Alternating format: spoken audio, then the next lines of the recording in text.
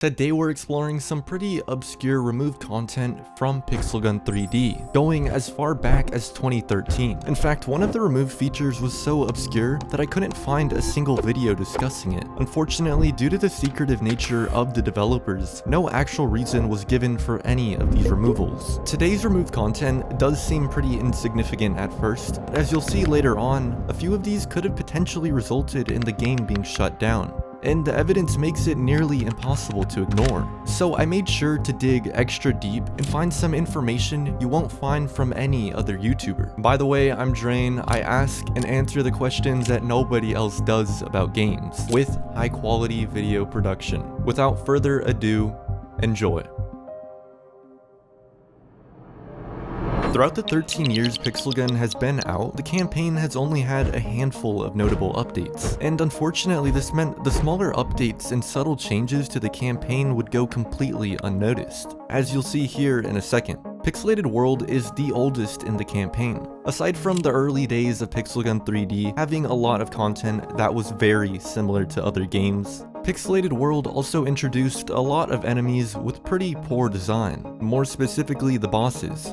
But as the game continued to grow in popularity, the expectations would also rise. Come 2016, the 11.0 update would be one of the biggest campaign updates that didn't include a new world being added. Two bosses would be completely deleted and replaced, like the Crook Zombie from the prison level. Despite the Crook Zombie being the original boss of the level, it was relatively weak, considering it only did 2 damage and had a health of 30. While the Crook Zombie does technically fit the theme, as it is a prison level, a side-by-side comparison shows that it's literally just a retexture of the zombie enemy you encountered in the first farm level. Similarly, the boss from the Area 52 level, Dark-Eyed Alien, would also be removed alongside the Crook Zombie. While the Dark-Eyed Alien was also the level boss, not only was it the exact same alien that you would fight earlier in the level, but like I mentioned earlier, these two bosses weren't only removed, they were replaced, with the Crook Zombie being replaced by the Tortured Prisoner, which was an all-around huge improvement, with the Tortured Prisoner having a huge increase in damage,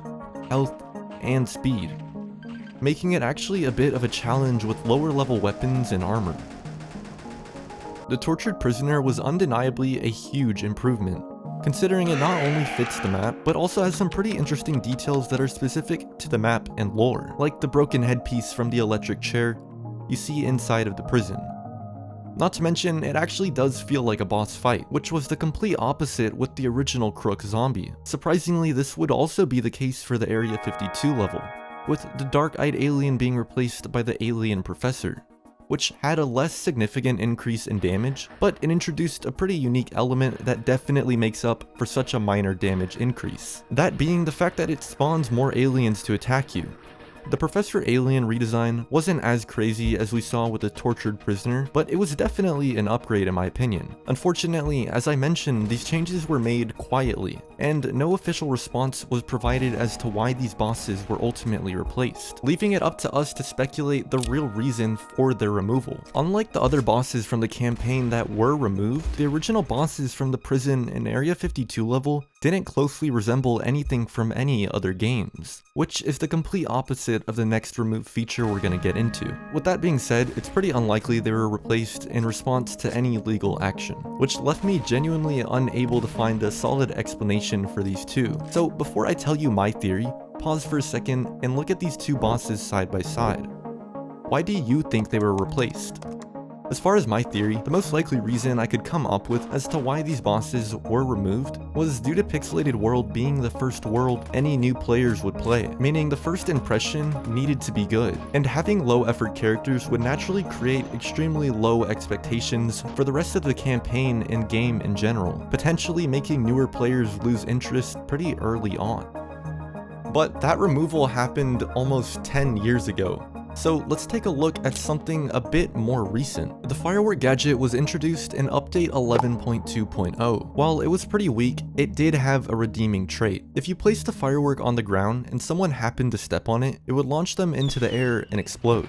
It wasn't really practical to use in most matches if you cared about winning, However, I would be lying if I said it wasn't extremely fun to just try and launch people into the air. Unfortunately, in the 22.6.2 update, it would be removed and replaced by the flash grenade item, which was even less effective than the firework gadget, since anywhere that has the ignore flash attribute renders it basically useless. So it's hard to determine why they decided to remove the firework item, since if the main reason was the fact that it was too weak, why would they replace it with an even weaker and less practical item?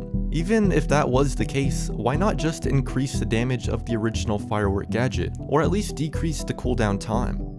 The more I looked at the firework gadget and tried to figure out why they would make this change, I couldn't help but feel like it looked oddly familiar, until I realized why it felt so familiar. It's because it's basically the exact same firework item from Minecraft. Once I realized that, it made a lot more sense as to why the firework gadget was removed, and replaced with an item that was just as useless. Aside from that, I still feel like it was a pretty fun item, and it should have just been redesigned or reworked a bit instead of completely removed from the game. At this point, we've seen a few removals that were likely made to improve the game, but let's get into a feature that may have been removed for a much more serious reason. Before we get into this feature, there's some important context you should know. If you watched any of my previous videos covering removed content from Pixelgun 3D, then you're no stranger to the January 2014 incident. To refresh your memory, on January 19th, 2014, Pixelgun would take to their official Twitter page, posting the following. This is Pixelgun 3D team. We've received a letter from attorneys. We wrote a letter to you at notch@mojang.com. Please reply. This might seem random, but keep it in mind because it'll make more sense here in a second. Unfortunately, most, if not all, of the original capes and boots would be removed come December of 2014, with the release of the 9.0 update. Aside from just one pair of boots surviving the wipe, the removed boots consisted of the Gladiator, Scientific, Winged, Lightning, and Shell Armor boots. While the boots weren't too crazy in terms of design or even the effects, like a slight movement speed boost or double jump, the same can't be said for the capes, with all 5 of the original capes being removed, like the Archmage, Royal Knight, Skeleton Lord, and some of the worst cases of nearly one-to-one copying in all of Pixelgun, that being the Bloody Demon and Elite Crafter capes. The effects were pretty simple like you saw with the boots, but the design is where the actual issues start to come up. The Bloody Demon cape very closely resembling the 2011 Minecon cape, which, to be fair, the creeper face seen on the Minecraft version isn't exactly the same. The color scheme, paired with the extensive history of Pixelgun developers directly taking assets and names from Mojang, makes it pretty safe to assume the intention of this cape was to copy the Minecraft version. On the other hand, if you were on the fence about if it was fair to count the Bloody Demon cape as a case of theft, the Elite Crafter cape leaves no room to argue. One look at a side-by-side comparison of the Elite Crafter cape and the 2012 Minecon cape makes it pretty clear what the intentions of this cape were. This next feature is where it becomes extremely difficult to ignore the actual legal concerns that came with all of these Minecraft-inspired assets. Depending on how long you've been playing, you might not have known the gadget system that we have today originally started off as potions, with the different potions providing effects like temporary invisibility or a speed boost. However, the oldest potion from the original system was the elixir, not to be confused with the turbo potion, which is literally just a slightly different colored liquid in the bottle. The elixir item originally cost 15 coins. It was a pretty boring feature nonetheless, with it only serving as a retry button for the campaign mode. However, it was technically the first iteration of the resurrection gadgets. It wouldn't be in this video if it didn't get removed, which is what we saw happen in update 9.0. And I think you can definitely tell where this is going, but the most likely reason for it being removed, most likely being the result of that letter the Mojang legal team sent to the Pixelgun developers.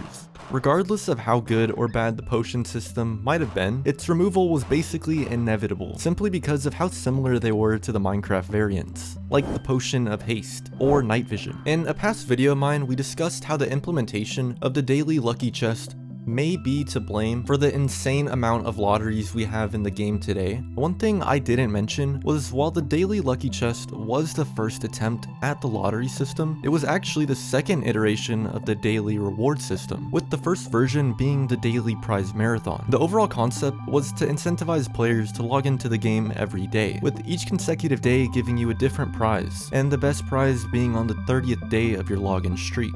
As you know, we would see the daily prize marathon feature be removed entirely in update 10.2.0. It's fair to assume the daily prize marathon had the same reasoning for its removal as the bosses you saw earlier in the video, which was simply to replace it with an improved, updated version. At this point, we've covered quite a few removed features from the earlier versions of Pixel Gun 3D, from the bosses in World 1 quietly being replaced, all the way to the boots, capes, and even the original potion system being completely removed from the game.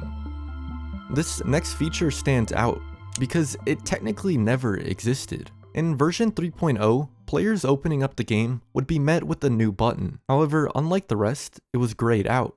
The name of this game mode was Boss Battle. While it did feature a green tag that said under development, all the way up until version 6.0, it would never be playable, with it being removed entirely in 6.0. This one is a bit interesting because of how few people will actually remember encountering this button, due to how early on and short-lived it was. Speculating what this game mode was supposed to be is basically impossible because there's no actual evidence or assets left in the files regarding the boss battle mode. The community has mostly accepted it as an early version of the raid mode we have today, or an early version of the monster hunting game mode. Regardless, it would be pretty interesting to find more about this game mode, since it most likely had some enemies, bosses, maps, or just content in general that has never been seen before. It's pretty clear that none of the features we covered today were exactly game-changing on their own, but I think that's exactly what makes them so interesting in the first place. Most players never even noticed these changes, and even if they did, they probably forgot about them shortly after. When you do take a step back and look at all of them together, we can see a pretty interesting timeline that shows just how much Pixel Gun 3D has changed over the years, resulting in it slowly turning into an almost unrecognizable version of what it once was. When I was researching this video, I really only expected to find a couple of forgotten items or features that were nostalgic but not too significant. Instead, I started to notice a pattern. There were features that were removed because they were obviously low quality, others that disappeared because they looked a little too similar to Minecraft. But the fact that a few were so quietly removed that most players never knew they existed naturally makes me think just how many other features have already been lost from the older versions of Pixel Gun. I'm curious to hear what features you remember and missed the most in the comments. I do read your comments, so if there's a feature you think I missed or you want me to cover in a future video, definitely leave it down there. And if you're not subscribed already, you totally should. I want to hit 10,000 subscribers before the end of this year, and only you can make it possible. I also wanted to quickly mention I opened up channel memberships for those of y'all who do want to support the channel and help with the production of these videos, since I am the only person working on them.